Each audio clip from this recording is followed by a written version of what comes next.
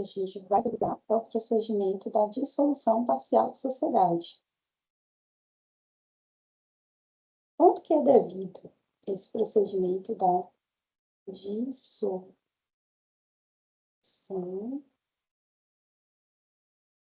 parcial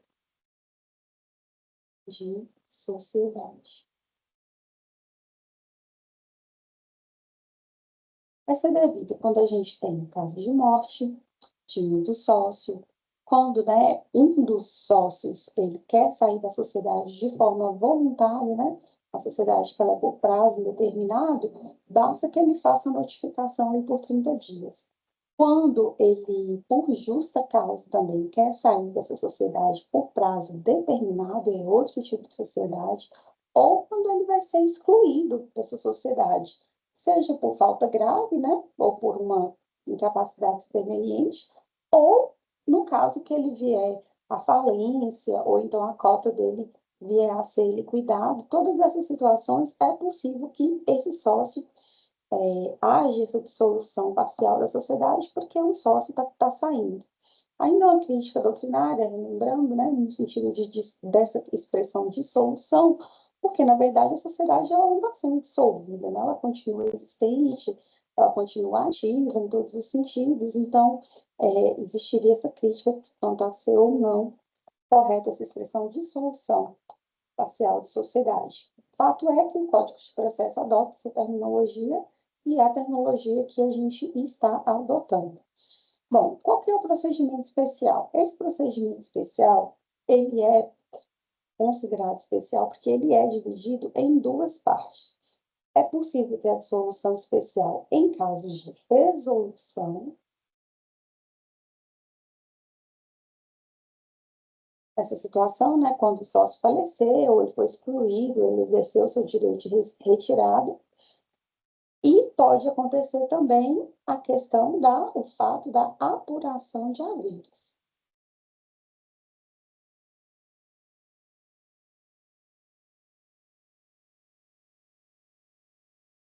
E esse normalmente é o principal objetivo, né?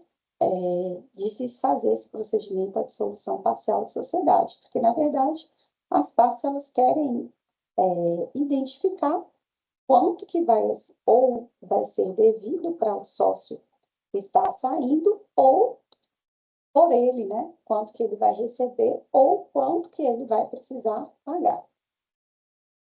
Deixa eu escrever, porque ficou muito ruim. Solução parcial. Bom, a apuração dos haveres, ela vai acontecer assim, para você identificar quanto é de direito, né? Quanto é de direito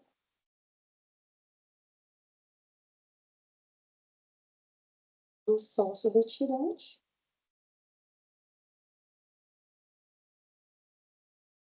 ou excluído ou falecido.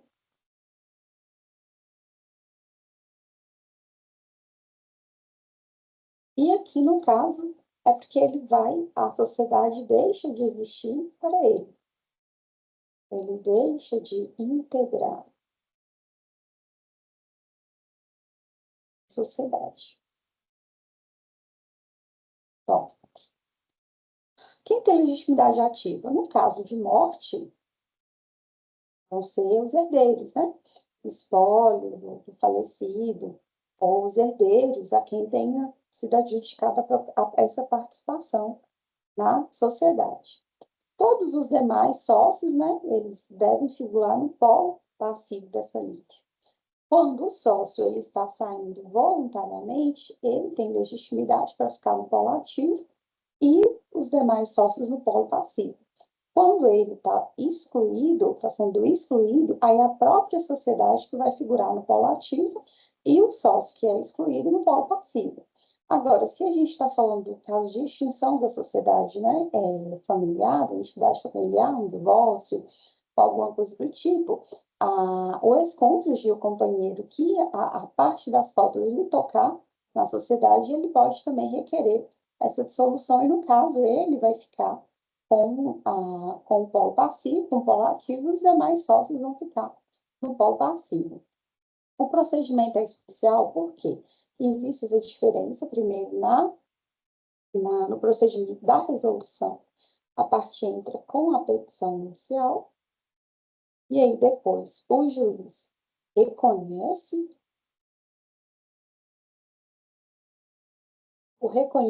o direito dele de sair ou dos demais sócios de excluir. Se houver esse reconhecimento, né, também por parte da sociedade ou dos demais sócios no polo passivo, aí tem a sentença. O juiz reconhece e há o julgamento procedente do pedido. Tendo a sentença, aí entramos para a parte da liquidação.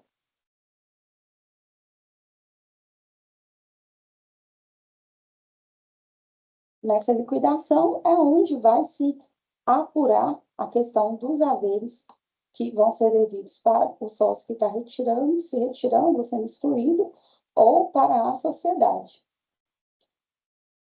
Nessa situação é importante a gente lembrar que, se nós estivermos falando de falecimento, a sociedade ela vai considerar-se resolvida na data em que o sócio faleceu, na data do óbito. Então, até essa data, ele vai responder pelos passivos e pelos ativos da sociedade. Se estivermos falando de uma retirada, né, imotivada, aí ele responde até 60 dias depois da notificação que ele tem que fazer para a sociedade com prazo indeterminado. Se nós estamos falando do direito de recesso, vai ser do dia do recebimento pela sociedade da notificação do sócio que está se decidindo. Se ele está sendo retirado por justa causa ou é uma exclusão judicial, vai ser a data do trânsito em julgado da sentença. Se a exclusão for extrajudicial, vai ser a data da sentença ali, a data da reunião, da assembleia que deliberou pela sua exclusão. Bom, o procedimento ele é especial porque basicamente é assim: petição inicial, reconhecimento, sentença, e tem essa segunda fase, que é a parte da liquidação dos haveres. Além desse procedimento especial de jurisdição contenciosa, nós apuramos o procedimento especial do inventário e da partilha. O que nós falamos? Que o inventário ele é um procedimento que ele pode ser tanto judicial quanto extrajudicial. Quando que ele vai ser extrajudicial? Quando não tiver incapaz, porque se tivermos incapaz, o Ministério Público ele tem que participar do processo. Quando não tiver conflito de interesses, né, não houver lide e não houver testamento. Porque se tiver testamento, é necessária a abertura judicial desse testamento. É possível também se fazer um inventário que se chama inventário negativo. O inventário negativo é quando a pessoa não deixou bens, faleceu sem bens. Aí sempre estão tendo os credores indo, cobrando o que essa pessoa deve e tudo mais, e ela não deixou patrimônio para que suporte essas dívidas. Então, os herdeiros eles podem fazer o inventário negativo dos bens que essa pessoa não deixou com essa informação. O domicílio, a competência, a regra geral é o último domicílio da autor da herança. Se ele não tiver domicílio certo, vai ser onde está a localização dos bens imóveis. Se tiver em várias cidades, vários foros desses imóveis, aí vai ser em qualquer um desses foros. Agora, se a pessoa não tiver residência, né, não tiver domicílio no Brasil, também vai se aplicar essa regra do local dos imóveis. Existe um prazo para abertura do inventário, que é o prazo de 2 meses, e o prazo de 12 meses para finalização. Acontece que esses prazos, eles, em que pese estarem previstos lá no CPC, eles não são prazos muito muito respeitados. Eles não há nenhuma consequência judicial para a inobservância desses prazos. A única consequência que a gente tem é o ITCD, porque cada estado pode regular o caso de uma multa, né, não sendo feita a declaração a tempo e modo devidos. Sobre o inventário, o que nós precisamos deixar claro é que aqui apenas são admitidas provas documentais. Então, questões de alta indagação não são cabidas.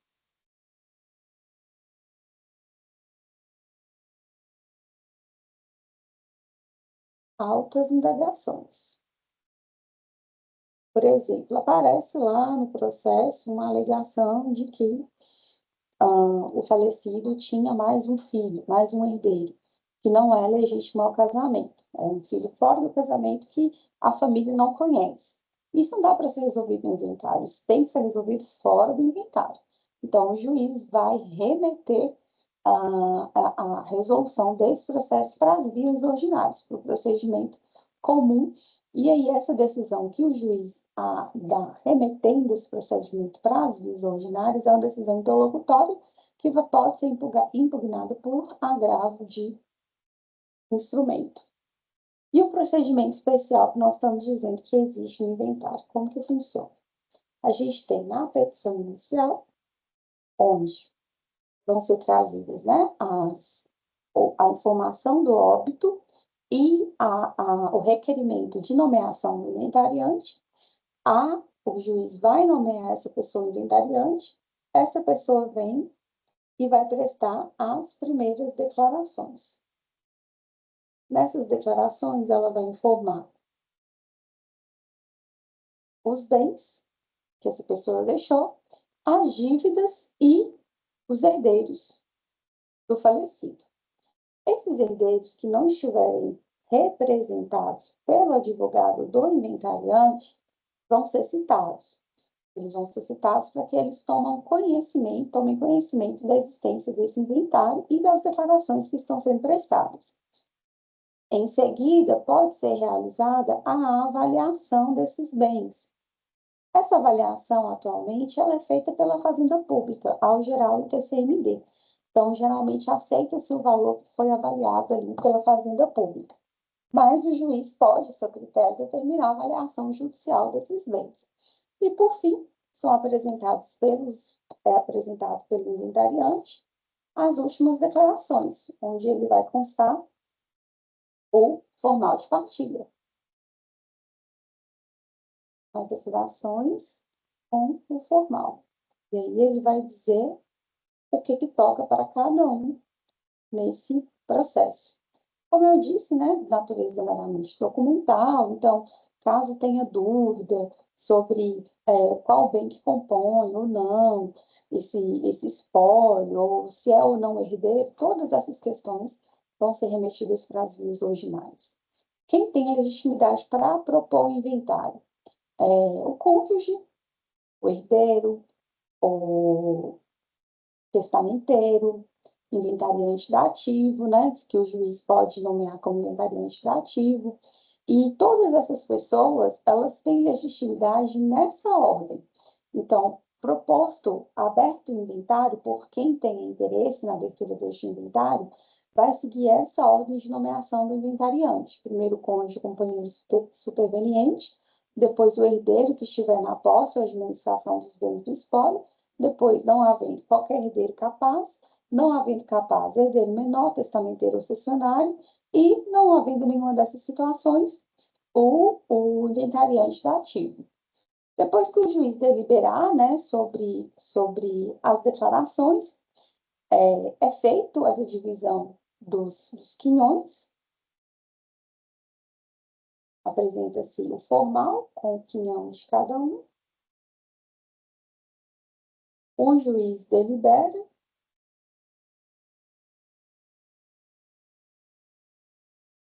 e aí lança o TCMD. E aí depois nós temos a sentença que homologa. homologa esse inventário. Essa sentença que julga a partilha, né, essa daqui, ela tem natureza constitutiva, porque ela extingue o estado de comunhão hereditário que existia, né, até esse momento, e ela cria essa nova situação jurídica, onde cada um é proprietário agora do bem de forma, pode ser que o inventário tenha constado que eles vão ficar todos donos em propriedade, ou pode ser que o formal tenha atribuído cada propriedade de cada imóvel a cada um dos herdeiros. Terminado, né, depois de transitado em julgado essa sentença, vai ser expedido o formal de partilha, quando a gente tem muitos sucessores, uma certidão de partilha, quando é até 5 salários mínimos o quinhão para cada um dos herdeiros, ou uma carta de adjudicação, quando nós só estamos falando de apenas um herdeiro. Aí é uma carta de adjudicação. Se a partilha for amigável, como eu falei, pode ser feito no instrumento público, no cartório, sem existência de lide, sem existência de incapaz, sem testamento. Os bens que não forem de conhecimento dessas partes ou que ainda precisam ser remetidos a um juízo ordinário, eles podem ser sobrepartilhados, né? É possível fazer, após o inventário, uma sobrepartilha desses bens. E ainda é possível a acumulação de inventários, que acontece muito quando nós estamos falando da morte de dois cônjuges, onde não se fez o inventário de cada um deles. Aí é possível fazer o inventário dos dois juntos, tendo em vista que são os mesmos herdeiros. Além do inventário, existe o arrolamento, que é um procedimento mais célere do que o inventário. O arrolamento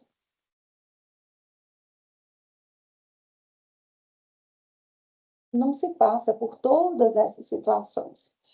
Por quê?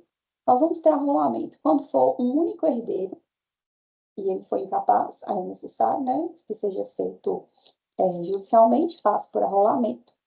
Quando todos os herdeiros estão de acordo e tem um testamento, faz arrolamento também. Quando o herdeiro ele é capaz, tem testamento também, e quando é até 1.000 salários mínimos o valor dos bens, aí esse inventário, ele não toma o nome de arrolamento, mas é um inventário partilha simplificado, porque ele tem a natureza contenciosa, diferentemente do arrolamento, né, que ele é um procedimento tranquilo, pressupõe que todas as partes estão ali representadas pelo mesmo advogado, todo mundo está de acordo. Na própria inicial aqui, já são apresentados todos os bens que as partes têm, a proposta de partilha, e aí depois já vem apresentando todas as certidões negativas de débito, né? E aí vem apresentando também o comprovante de quitação, desoneração do ITCD. E nesse caso, se o juiz entender que está tudo de acordo, as partes estão, a partilha apresentada na inicial está certa, todos os herdeiros estão aqui já habilitados, apresentou as certidões negativas, não está devendo para o Estado, e pagou o tributo, o juiz já vai dar a sentença.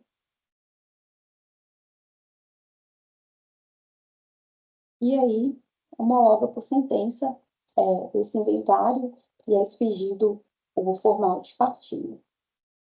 Muito tranquilo o procedimento do inventário, tanto o arrolamento quanto o inventário em si.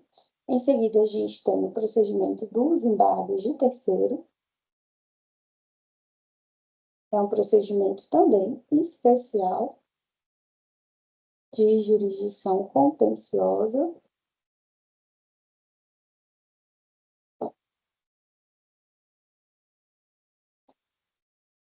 que foi criado para possibilitar aos herdeiros não, aos proprietários ou possuidores que forem lesados, né, e sofrerem algum prejuízo em decorrência de uma decisão judicial. Então, se a gente está falando, por exemplo, de uma execução em que nessa execução teve a penhora de um bem de alguém em que pese está essa pessoa no polo passivo da execução e o veículo ou bem está em nome dela, ela não ser de fato a proprietária desse bem, ela pode entrar com embargos de terceiro, informando para o juiz que aquela penhora ela é indevida. Ele pressupõe, né, a existência de um processo de execução. Então, quem que vai ter legitimidade ativa para entrar? Ou o cônjuge ou companheiro dessa pessoa, do executado, tanto o cônjuge ou companheiro do executado, porque os bens, né, são dos dois, se o regime for de comunhão parcial de bens, aquela pessoa que adquiriu o bem, adquirente do bem que foi penhorado, ou qualquer pessoa que sofre a constrição de seu patrimônio em virtude dessa execução, inclusive aquelas pessoas que sofreram a constrição em decorrente da desconsideração da personalidade jurídica. Então, essas pessoas elas vão ter legitimidade para propor os embargos de terceiro, e contra quem? O demandante, no caso, o exequente. O exequente vai figurar no polo passivo dos embargos, porque ele é que propôs, né, que esse bem ele fosse, de fato, penhorado nos autos da execução. É cabível quando há essa penhora, né, de um bem que um terceiro ele tem interesse em terceiro alheio à relação. Quando vai ser oposto, se a gente estiver falando de um processo de conhecimento, enquanto não transitado em julgado, vai caber. Se a gente estiver falando de um processo de execução, cumprimento de sentença, até 5 dias depois da expropriação do bem, mas sempre antes da assinatura da carta de expropriação. Agora, se estivermos falando de fraude de execução, o prazo vai ser de 15 dias a partir da intimação desse terceiro adquirente, porque aí é o momento em que ele vai ter ciência da realização dessa expropriação, né, desse procedimento. O que que o executado, no caso, o exequente, no caso, embargado, ele pode alegar? Ele pode alegar uma fraude contra credores, né? Na verdade, uma fraude à execução, ele pode alegar essa fraude fraude contra a execução por meio de defesa nos próprios autos dos embargos de terceiro. Aqui cabe para a pessoa que tem a propriedade imobiliária, cabe também para possuidor e cabe para aquela pessoa que é o promitente comprador, a pessoa que tem apenas o contrato de promessa de compra e venda, ela também vai poder entrar com esse procedimento de embargo de terceiro para questionar a penhora, né, ou a adjudicação indevida de um patrimônio que lhe pertence, que na verdade não pertence ao executado, pertence a ele. Bom, além dos embargos de terceiro, nós temos o procedimento da oposição. Com relação ao procedimento dos embargos de terceiro, eu acho que convém eu falar. Existe a execução, né? O processo de execução está tramitando. Aí é feito a penhora. Quando é feita a penhora do bem, o proprietário ele é notificado. Quando é notificado, aí ele vai ter o prazo para apresentar sua manifestação. Se houve a avaliação do veículo, do bem, e no momento da avaliação o embargante teve conhecimento dessa penhora, aí ele vai entrar com o procedimento dos embargos. Em qualquer tempo, tem que ser até a expedição da carta de adjudicação, uma vez que a carta for expedida, a carta de adjudicação, não cabe mais falar em embargos de terceiro, tá bem? O procedimento dos embargos, ele segue o procedimento comum, só que ele é um processo incidental. Ele é um processo que ele vai correr de forma conjunta, né, em distribuição em paralelo ao procedimento de execução. Quanto ao procedimento de oposição, que também é um procedimento especial de jurisdição contenciosa, ele funciona da seguinte forma: é feita a distribuição do procedimento, a parte faz o requerimento, né, por meio da petição inicial, distribui esse procedimento, depois os interessados, que são as partes do processo em que ele está se opondo, eles vão ser citados para apresentar a contestação, e aí depois nós temos o julgamento desse processo. Qual que é a particularidade desse procedimento? O procedimento de oposição, ele funciona quando uma terceira pessoa, que ela é alheia à relação jurídica processual originária, ela vai a juízo manifestar sua pretensão de ter reconhecido como seu direito, tanto pessoal quanto real, sobre que convertem o autor em réu. Aqui a gente está falando da existência de uma penhora, a gente está falando da existência de uma constrição judicial. Aqui a gente está falando de qualquer direito pessoal ou direito real que, na verdade, A e B estão discutindo no processo, só que aí nós temos C, que ele seria o verdadeiro proprietário, o verdadeiro titular daquele direito. Então, ele entra para que o juiz resolva se é ele que é o titular desse direito ou se é A ou B. Aí o juiz vai resolver a oposição também enquanto ele resolve o processo inicial. Inclusive, né, é necessário que seja feito ou primeiro a oposição ela precisa ser julgada, ou então tem que ser concomitantemente com a sentença do processo principal.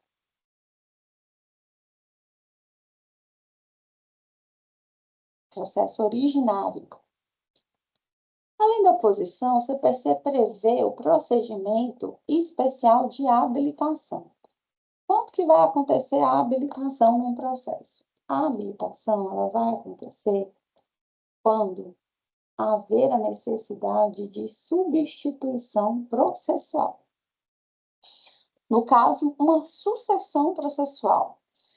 Normalmente, quando uma parte falece, os seus direitos são transmitidos para os seus sucessores. Existem alguns direitos que são intransferíveis, né? Então, se a gente estiver falando de uma ação que versa sobre um direito personalíssimo, essa ação vai ser extinta com o falecimento do autor, né? Porque ele não tem como transmitir esse direito, é cabível somente a ele. Agora, se estivermos falando de um direito que ele é transmissível, aí o juiz vai determinar que a parte ela faça essa substituição processual. A pessoa falece, vai ser substituída pelos seus sucessores. Inclusive, o juiz, ele suspende o processo até que seja feita essa habilitação desses sucessores nos polos da ação. Quem que vai requerer, né, essa habilitação? Tanto a parte adversária, né, ou os próprios sucessores, se eles quiserem, eles podem vir e manifestar seu interesse de já figurar no processo. Isso vai ser feito nos próprios autos inventários, então não é um processo à parte. E qual que é o procedimento? É feito o requerimento, né, de substituição processual, e aí a citação dos interessados para que eles contestem em 5 dias. Se não tiver impugnação, né, ou então com a contestação, mas sem necessidade de produção de outras provas, o juiz já dá sentença. fazendo essa substituição processual. O detalhe é que o juiz não pode determinar a habilitação de ofício. Ele sempre deve intimar o autor, então o espólio, né, os sucessores, para que promovam essa substituição processual. O prazo geralmente é de 2 a 6 meses para que seja feita essa substituição processual. Caso não seja feito, o processo vai ser extinto, sob pena de extinção.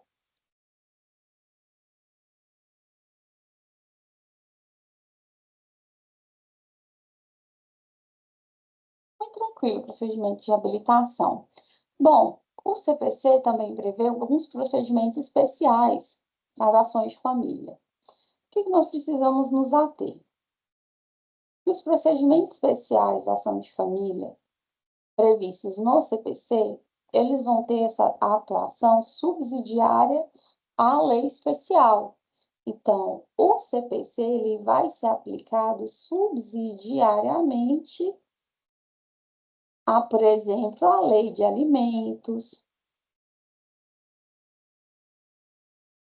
ou a lei que versa, né, sobre o procedimento que versa sobre divórcio, ou se tiver alguma regulamentação, vier a ter alguma regulamentação sobre o procedimento para reconhecimento e dissolução de união estável, o CPC ele vai aplicar subsidiariamente.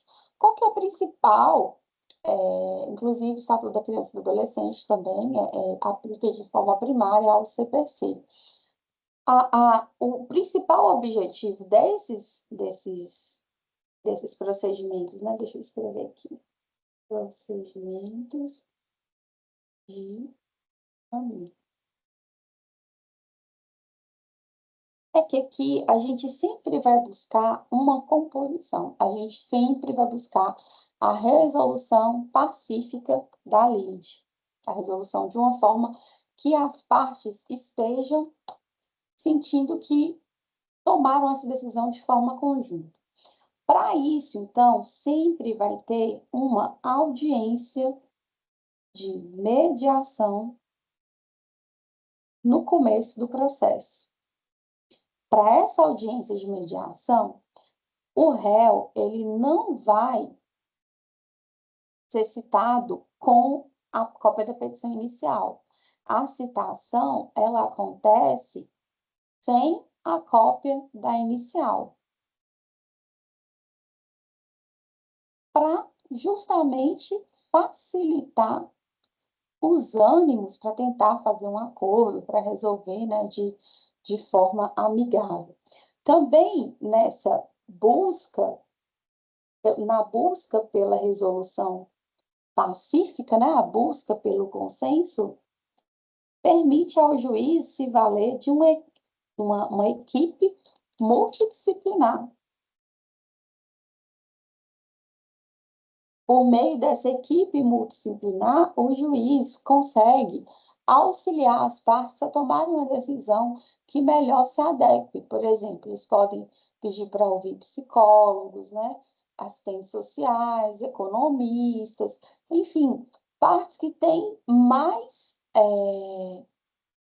conhecimento específico acerca dos pontos que podem ser os entraves para a resolução dessa lide. O bem jurídico mais precioso aqui é essa relação familiar que precisa ser resolvida da forma menos traumática possível. E, em virtude disso, o juiz multidisciplinar, a equipe multidisciplinar vai ser o braço de apoio aí do juiz para resolver esses processos. Além desses procedimentos, nós temos também o procedimento monitório. O procedimento monitório nada mais é do que o procedimento em que nós temos um título de crédito, um título executivo, mas sem força executiva. Então, estaremos diante de um documento que, a princípio, teria força executiva, mas nesse processo, por algum motivo, ele não tem essa força executiva. E o que é feito? É possibilitado a parte entrar com esse procedimento monitório. Eu mesmo aqui.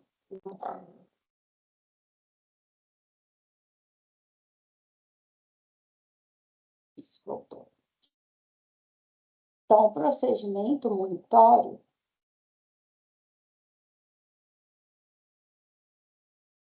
ele é para o título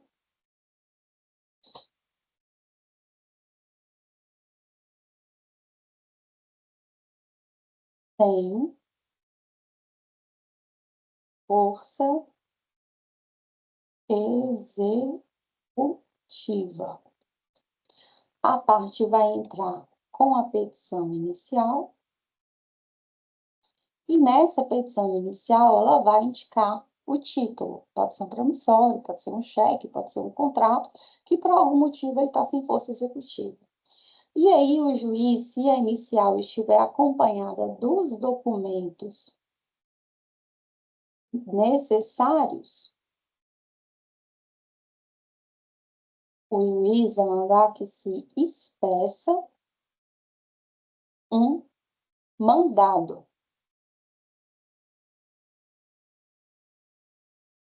Essa decisão do juiz que manda expedir um mandado, caso o réu não apresente embargos, porque pelo mandado o réu pode apresentar a defesa.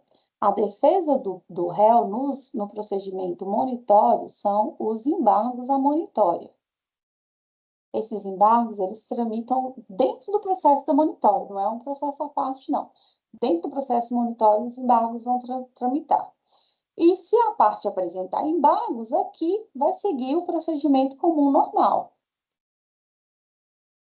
Com impugnação a esses embargos, se for o caso, produção de provas, etc., etc., até que o juiz vai dar a sentença. Agora, se a parte não apresenta, não opor os embargos, esse mandado ele vai converter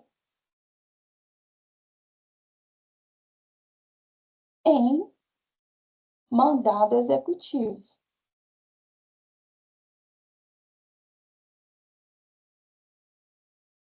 E aí, o réu, ele já vai ser citado para que seja feito o pagamento.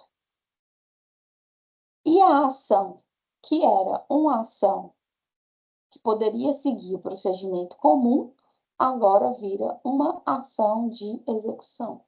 Esse mandado, então, esse mandado expedido pelo fórum, pelo juiz, determinada expedição pelo juiz, ele vai ter força executiva.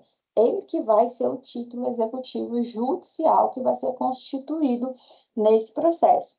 A doutrina diz que aqui nós estamos também diante de uma tutela de evidência.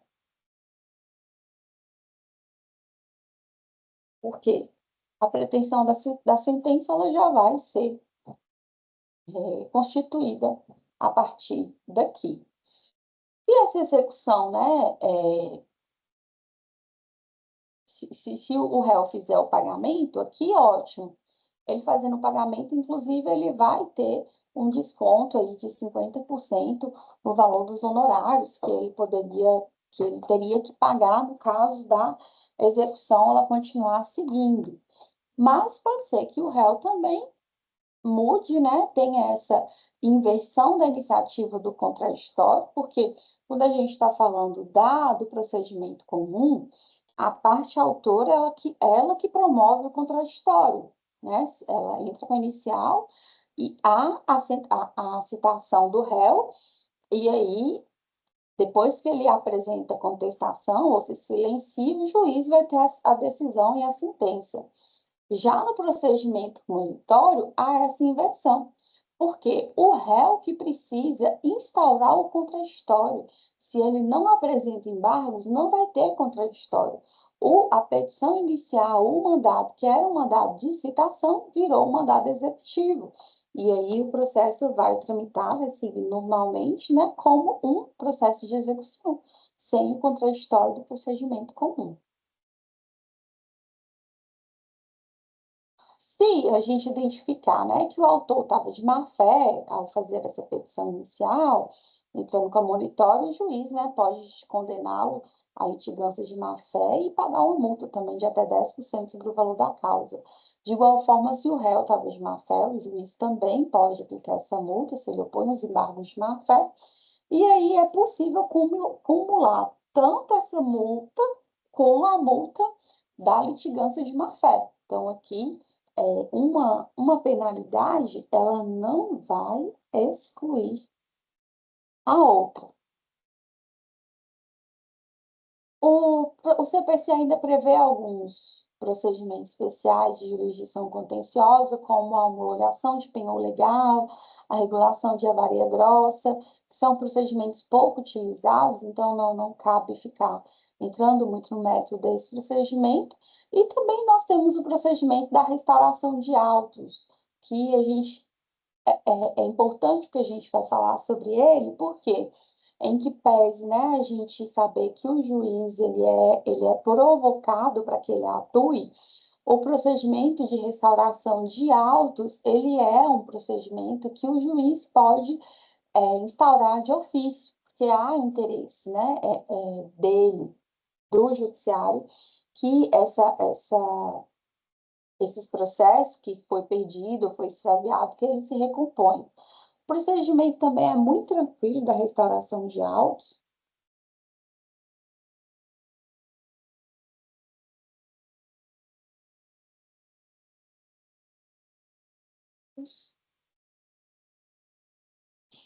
A parte, ela vai entrar com a petição inicial e com essa petição ela vai acompanhar todos os documentos, todas as certidões que ela tiver, tudo que ela tiver que seja relacionado ao processo, ela vai colocar aqui junto com a inicial.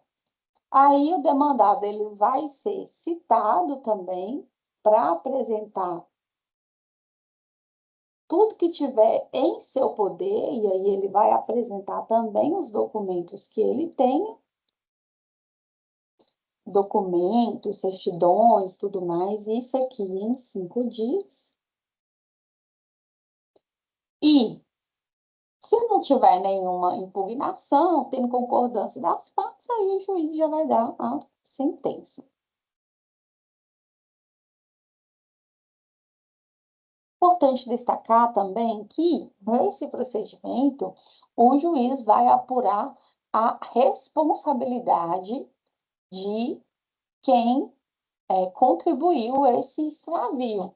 Sendo apurado a responsabilidade de uma das partes, é essa parte que vai ser condenada à sucumbência.